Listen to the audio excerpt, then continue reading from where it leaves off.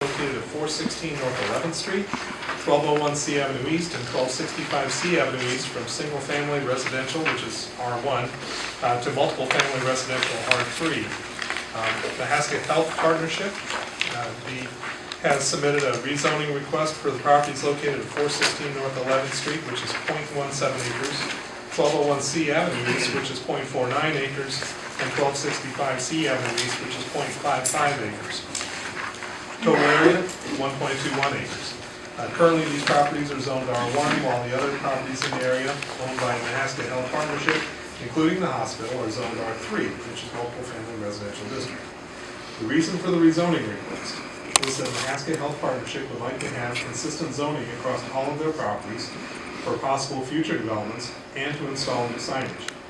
According to Table 17.08B, which is the permitted uses by zoning districts in Oskaloosa Municipal Code, healthcare uses are not permitted within an R1 district, but are permitted within an R3. In addition, hospitals are not permitted within an R1 district, but are conditionally permitted in an R3.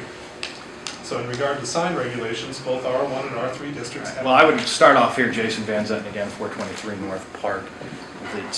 You would hold that vote tonight. We started this back right before Christmas, and this is something that we've all been waiting for. We've been living with this for quite some time, so we've waited for our time to come up here and present our case to you. So we would hope that you would take a look at this tonight and at least honor us with that vote. That being said, in that motion, you see all three properties on there are wrapped up in one motion. Should you feel that those need to be broken out in any way, just parliamentary, you might want to do that before we get started. I'd submitted a packet to you several of you before, and I've talked with many of you. I'm going to try to keep everything short because I'm sure many of you have already reviewed that. That being said, one of the things that I think many of us have a problem with here is there isn't a plan. I mean, we haven't seen a plan, and I know even using Jay Christensen, I'm going to quote him on this, there isn't so much as a plan as a guideline. That shouldn't be good enough for us just to go out and start rezoning things across the city. So we'd like to see certainly a plan, and certainly I know you guys would like to see a plan. Rezoning the city based on nothing is not a good option for us to be looking at. That being said, when we went to P&Z, we presented our case there, and a lot of people there at P&Z didn't even know the zoning plan was adopted in 2000. We have to trust that when you look and you pass those zoning plans back in 2000, that you have an idea of where we're going as a city. Us as citizens, many of us have made reinvestment back into that neighborhood.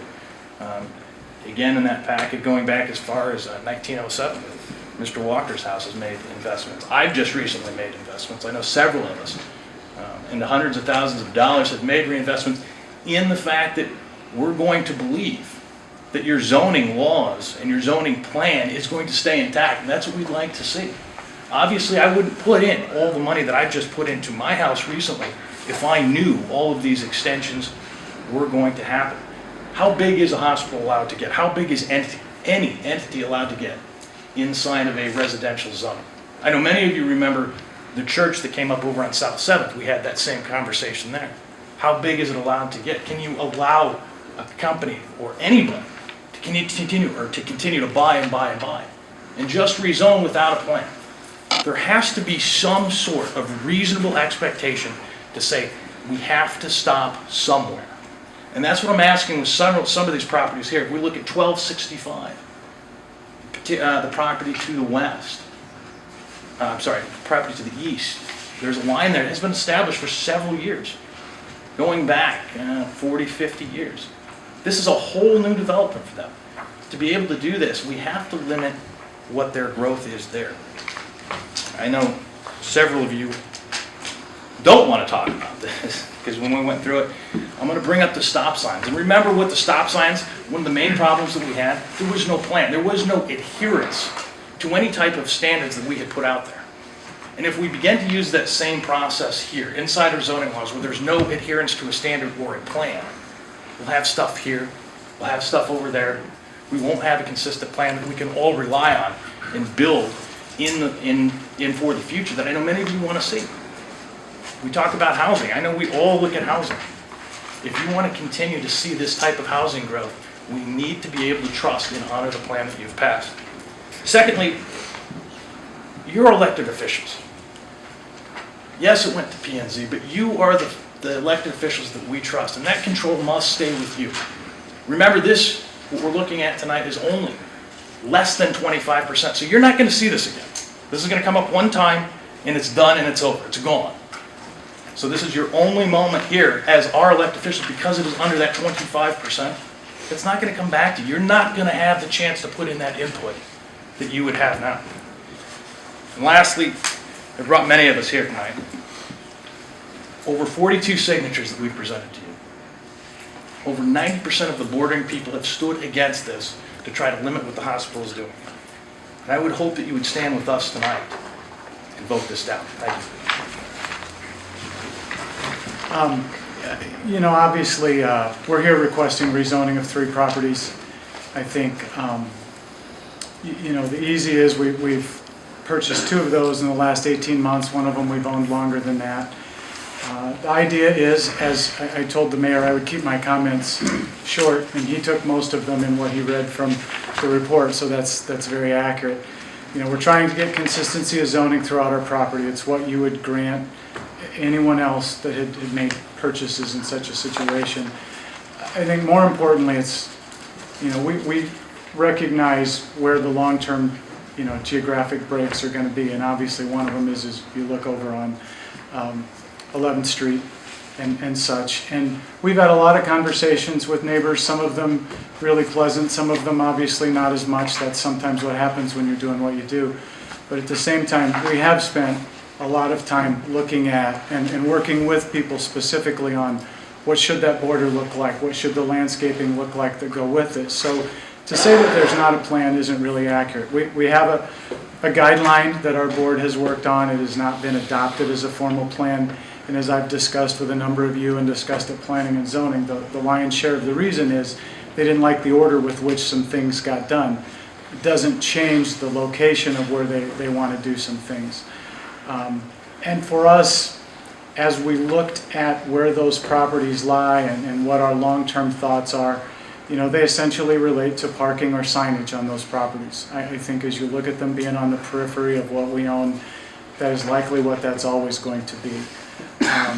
And it made sense to look at doing something in a bigger chunk at one time. There's always some economies of scale in doing that. So as we look at it, again, it's about consistency of zoning. It's about the ability to do some things. I will challenge a little bit from the perspective of not having to come back to you. We would have to come back if we're going to do parking and do a site plan, and we would certainly intend to do that. We know that we have to address drainage. We know that we have to address the aesthetics of that. I mean, that would be something that we brought back to the council. That isn't something that we would just do without bringing it back. And the reason for our request to extend that is we have heard, you know, one of the advantages, disadvantages, I guess, depending on your perspective, is our board meets once a month, and we're not all located within the city limits. So getting our board together for additional meetings and having conversations isn't always easy to do. Everybody's busy, as all of you are as well. So we've listened, we've heard, we've asked a lot of questions, and our board would like an opportunity to have a meeting to talk about it, and then to extend a time where we could visit as a board with neighbors talking about specifically what the intents are of those properties and have a little bit more communication. And that's the request for that extension of time. It isn't anything other than that. And so I think in the end, that will lead you to a better end result. And that's our plan. And I guess that's my request for moving it to, you know, allowing a February meeting and some time to meet in March to be able to do that. Our next scheduled meeting isn't until February 29th. So that's our request. I promised I would keep it short. I'd gladly address any questions that you might have, or I know you've seen all the materials that go with that as well. Yes, there was a request to delay. It would probably be appropriate to address that first. Is there anyone on the council who's interested in delaying this vote? I guess I am interested in delaying. I have heard the comments. I think it's a balancing act, what Mike said, or Matt said. And we have a responsibility to our community to have great health care. We have a responsibility to the citizens to make sure it's done well. And so to take a little extra time, there's some new things I heard tonight that I didn't know, but I'd like to still be able to look at. I heard from a lot of the people that called me or wrote to me that they would like to have more communication with the hospital. The hospital would like to have more communication. So in my mind, delaying to April 4th meeting to allow some of that communication to happen could potentially provide a good result for our community. It may not change anything, and if it doesn't, then we can still vote on April 4th the same way we're going to vote tonight, but it could provide a win-win.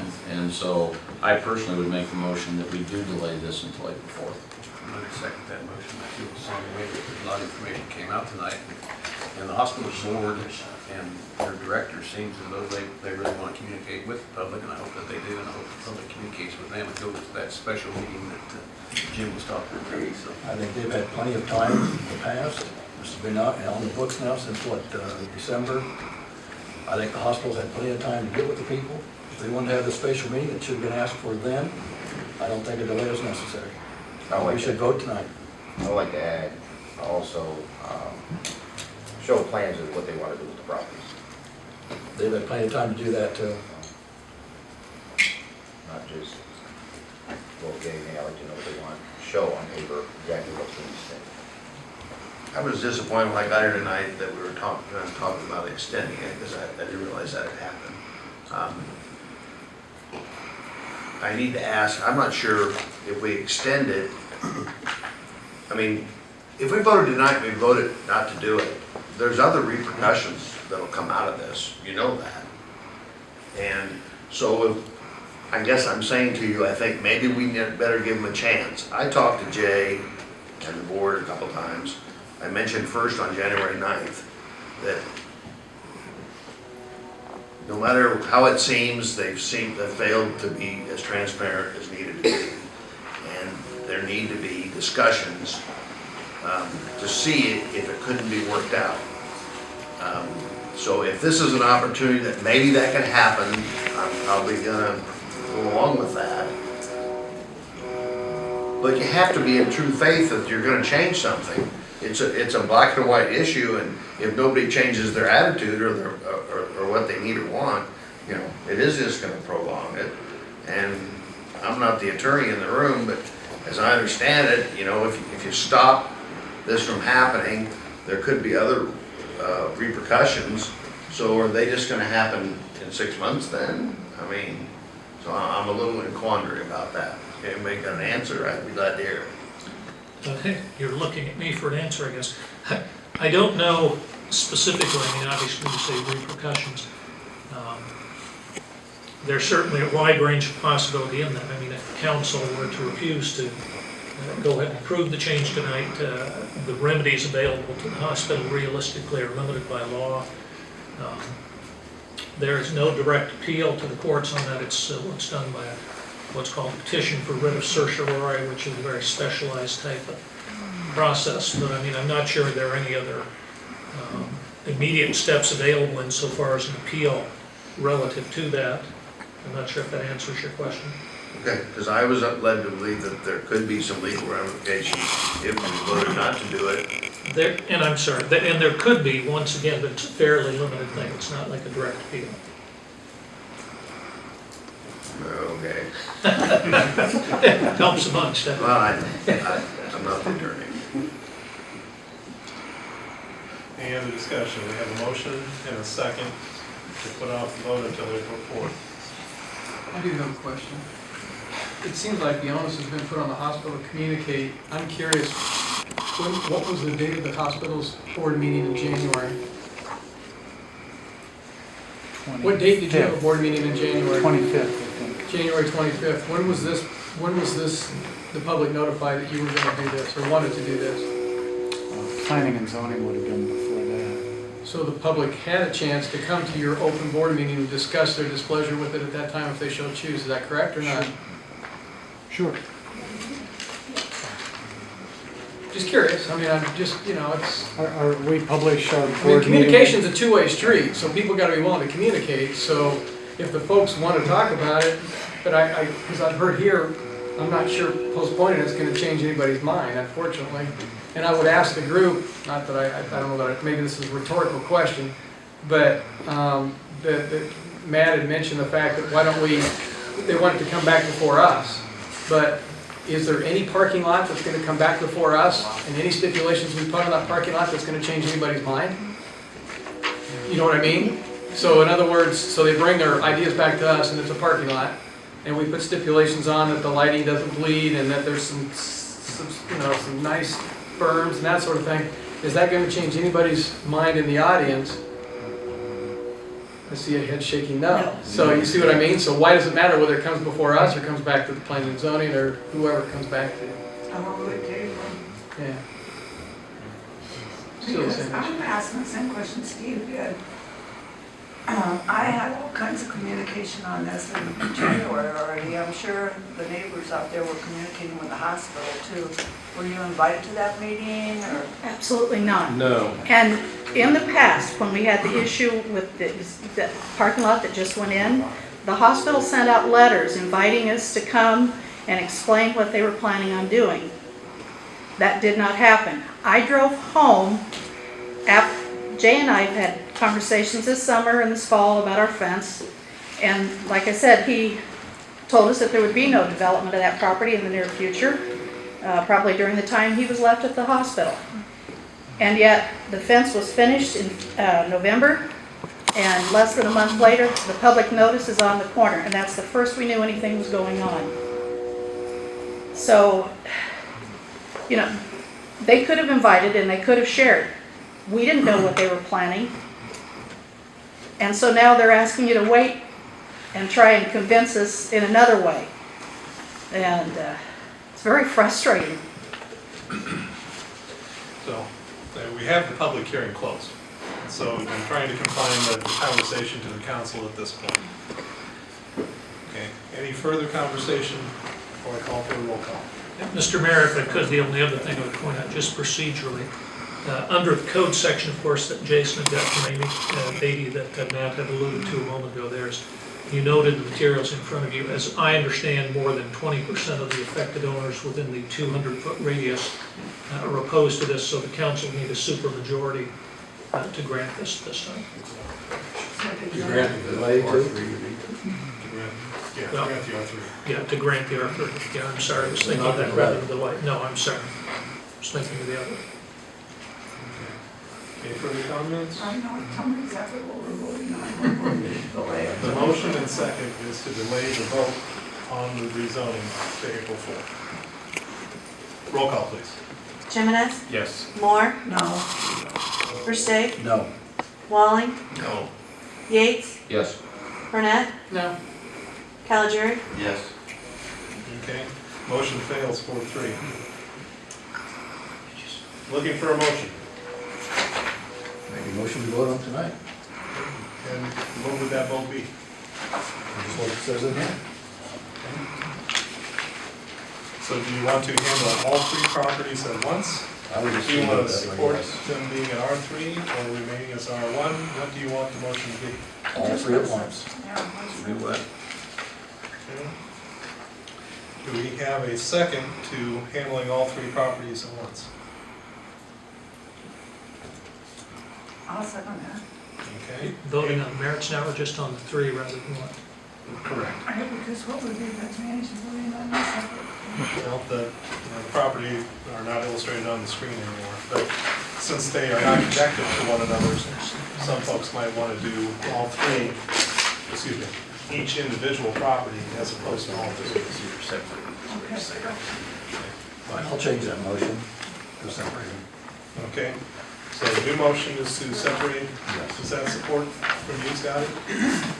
Okay. Okay.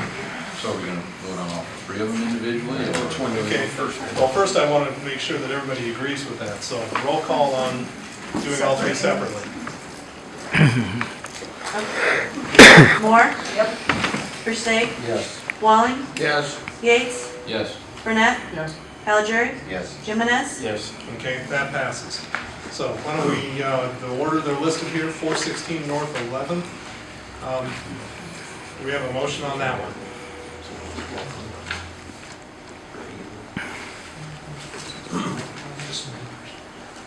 This motion to do, Change to R3. Is that what you said?